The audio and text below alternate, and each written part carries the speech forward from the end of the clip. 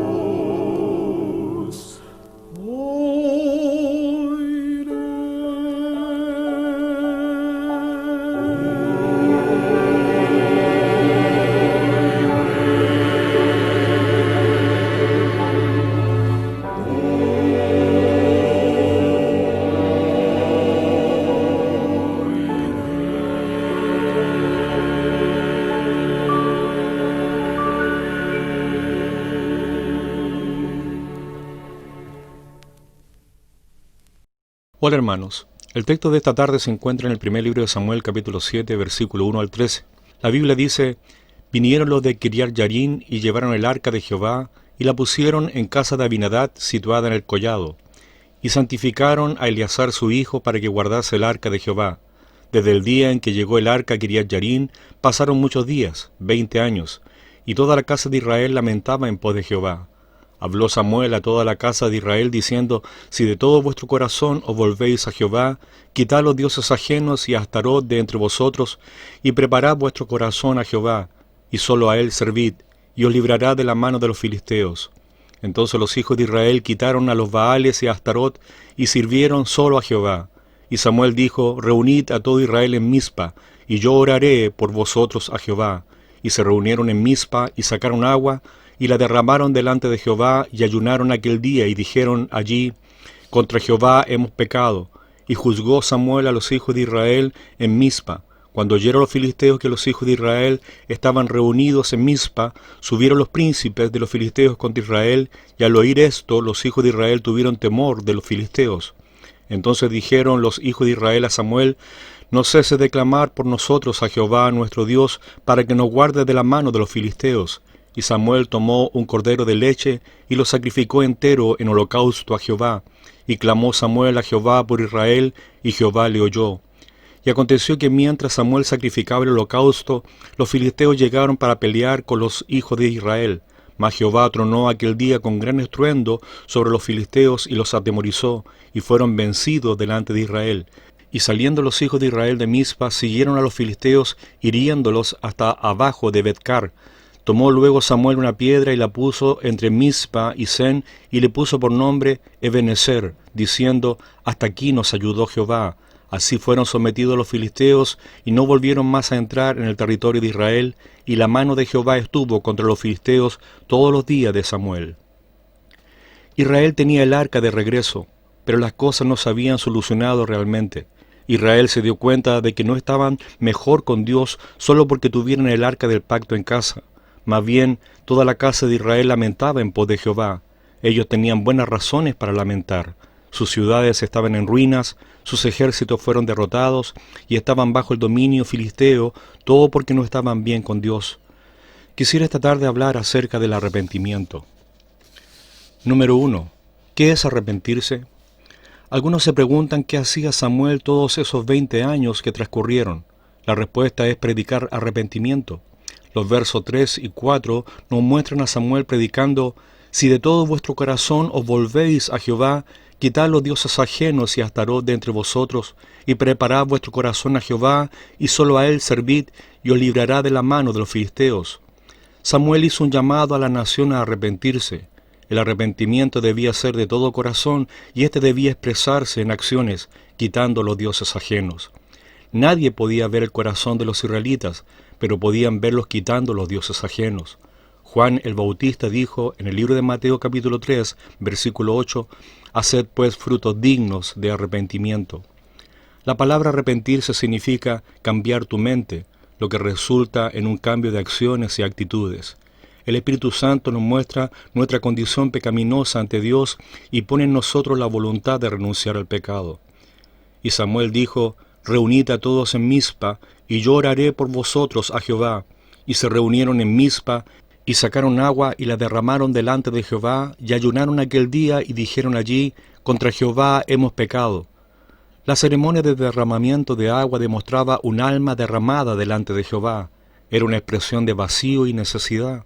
Ellos derramaron su corazón como agua en penitencia delante del Señor, y ayunaron aquel día y dijeron: «Contra Jehová hemos pecado», confesando su culpa y responsabilidad. Estaban de verdad arrepentidos y querían hacer las cosas bien. Número 2. Hay arrepentimiento verdadero y falso arrepentimiento. Cuando oyeron los filisteos que los hijos de Israel estaban reunidos en Mizpa, subieron los príncipes de los filisteos contra Israel, y al oír esto, los hijos de Israel tuvieron temor de los filisteos. Los filisteos tenían razón en tener miedo de la arrepentida nación de Israel, que buscaba a Dios, porque con Dios peleando por ellos, Israel era invencible. Entonces dijeron los hijos de Israel a Samuel: «No cese de clamar por nosotros a Jehová nuestro Dios, para que nos guarde de la mano de los filisteos». Y Samuel tomó un cordero de leche y lo sacrificó entero en holocausto a Jehová, y clamó Samuel a Jehová por Israel, y Jehová le oyó. Samuel intercedió por el pueblo como lo hace Jesús con su propio sacrificio ante el Padre por nosotros. El primer libro de Juan capítulo 2 versículos 1 y 2 dice: Hijitos míos, estas cosas os escribo para que no pequéis, y si alguno hubiere pecado, abogado tenemos para con el Padre, a Jesucristo el justo, y Él es la propiciación por nuestros pecados, y no solamente por los nuestros, sino también por los de todo el mundo. Piensen en ese pobre cordero, un cordero de leche, que nunca hirió a nadie y que nunca pecó, sin embargo fue sacrificado. Su sangre fue derramada, su cuerpo cortado y su cadáver quemado. ¿Por qué? Porque Samuel e Israel tenían que decir: esto es lo que merecemos, este es el castigo que debería caer sobre nosotros. Te agradecemos, Dios, por aceptar el castigo de este cordero inocente en nuestro lugar. El libro de Juan capítulo 1 versículo 29 dice: el siguiente día vio Juan a Jesús que venía a él y dijo: he aquí el Cordero de Dios que quita el pecado del mundo. Cuando confiamos en Jesús, el Cordero de Dios que quita el pecado del mundo, decimos lo mismo. Y Jehová le oyó y fueron aceptos, limpios de sus pecados. Hermanos, lamentablemente el arrepentimiento puede ser solo una apariencia y no ser real en muchos. Algunos se atemorizan ante la predicación del Evangelio como Félix. El libro de los Hechos capítulo 24, versículos 24 y 25 dice: algunos días después, viniendo Félix con Drusila su mujer, que era judía, llamó a Pablo y le oyó acerca de la fe en Jesucristo. Pero al disertar Pablo acerca de la justicia, del dominio propio y del juicio venidero, Félix se espantó y dijo: ahora vete, pero cuando tenga oportunidad te llamaré. Pero no hay allí arrepentimiento. Algunos pueden ser espantados por alguna enfermedad, algún problema, la misma condenación, pero el arrepentimiento que nace en la tormenta muere en la calma. Después que pasa el problema, la persona vuelve a ser la misma y a vivir en sus pecados. La persona puede ser persuadida, convencida como Agripa. El libro de los Hechos capítulo 26, versículos 27 y 28 dice: ¿crees, oh rey Agripa, a los profetas? Yo sé que crees. Entonces Agripa dijo a Pablo: por poco me persuades a ser cristiano. Pero no hay allí arrepentimiento. Sabe que debe arrepentirse, pero saber no significa que lo esté o que lo haga. Podría andar humillado delante de Dios por un tiempo y no tener arrepentimiento. El libro de Hebreos capítulo 12, versículo 17 dice: porque ya sabéis que aún después, deseando heredar la bendición, fue desechado y no hubo oportunidad para el arrepentimiento, aunque la procuró con lágrimas. Esaú no estaba quebrantado por haber ofendido a Dios, sino porque perdió la bendición.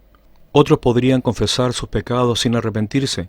El libro de Éxodo capítulo 9, versículo 27 dice: entonces Faraón envió a llamar a Moisés y a Aarón y le dijo: he pecado esta vez, Jehová es justo y yo y mi pueblo impíos. Ser honesto, sincerarse, no significa arrepentirse.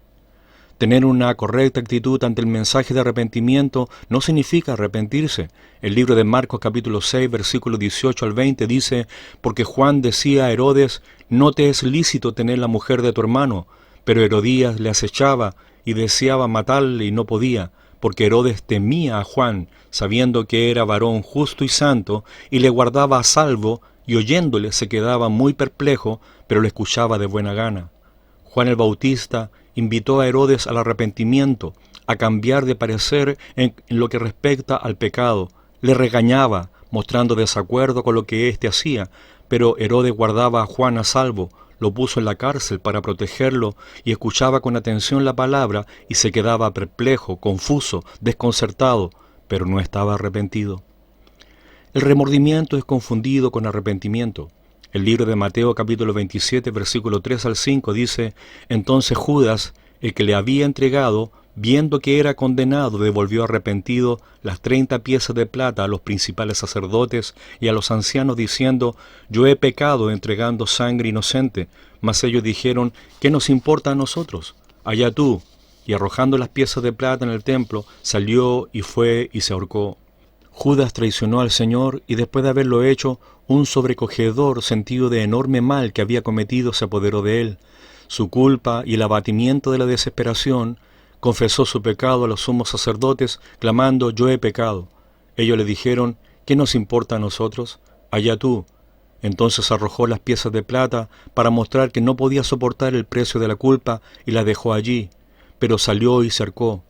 Lo que Judas sintió fue remordimiento por tener que enfrentar consecuencias adversas. Le faltó mirar a Jesús como el Dios perdonador y creer que Él fue ofendido por su pecado. Tristemente, Judas tenía a Jesús solo como un gran maestro. El arrepentimiento falso viene de la conciencia, la voluntad, las circunstancias, etc., pero el verdadero arrepentimiento viene de Dios. Es un convencimiento del pecado producido por el Santo Espíritu de Dios. El malhechor en la cruz dijo: a la verdad nosotros justamente padecemos porque lo merecieron nuestros hechos. Y esto conlleva un dolor real. Por ofender a Dios, nadie se arrepiente jamás del pecado sin sentir algún tipo de tristeza a la vez. El segundo libro de Corintios, capítulo 7, versículo 10 dice: porque la tristeza que es según Dios produce arrepentimiento para salvación, de que no hay que arrepentirse, pero la tristeza del mundo produce muerte. El arrepentimiento es aborrecer el mal y el apartarse de éste, tomando la firme determinación de ya no fallar al Señor, proponiéndose y esforzándose constantemente para andar con el Señor asíduo de su misericordia. No puede haber un arrepentimiento genuino a menos que haya entendido la cruz. El arrepentimiento tiene como centro a Jesús. David dijo en el libro de Salmos capítulo 51, versículo 1 al 7, ten piedad de mí, oh Dios, conforme a tu misericordia. Conforme a la multitud de tus piedades, borra mis rebeliones. Lávame más y más de mi maldad y límpiame de mi pecado, porque yo reconozco mis rebeliones y mi pecado está siempre delante de mí. Contra ti solo he pecado y he hecho lo malo delante de tus ojos, para que sea reconocido junto en tu palabra y tenido por puro en tu juicio. He aquí en maldad he sido formado y en pecado me concibió mi madre. He aquí tú amas la verdad de lo íntimo y en lo secreto me has hecho comprender sabiduría. Purifícame con hisopo y seré limpio. Lávame y seré más blanco que la nieve. Número 3. Con la confianza de que la comunión con Dios ha sido restablecida. La batalla aún no ha sido librada y un hostil ejército filisteo se aproximaba. Sin embargo, en un sentido real, la batalla ya había terminado y había sido ganada, porque Jehová le oyó. Y aconteció que mientras Samuel sacrificaba el holocausto, los filisteos llegaron para pelear contra los hijos de Israel. Mas Jehová tronó aquel día con gran estruendo sobre los filisteos y los atemorizó, y fueron vencidos delante de Israel. Y saliendo los hijos de Israel de Mizpa, siguieron a los filisteos hiriéndolos hasta abajo en Becar. Tomó luego Samuel una piedra y la puso entre Mizpa y Sen, y le puso por nombre Ebenezer, diciendo: hasta aquí nos ayudó Jehová. Dios peleó desde el cielo en el nombre de Israel y derrotó a los filisteos.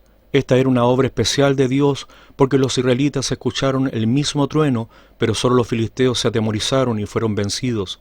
Dios no solo envió trueno, también envió confusión para los filisteos y confianza para Israel.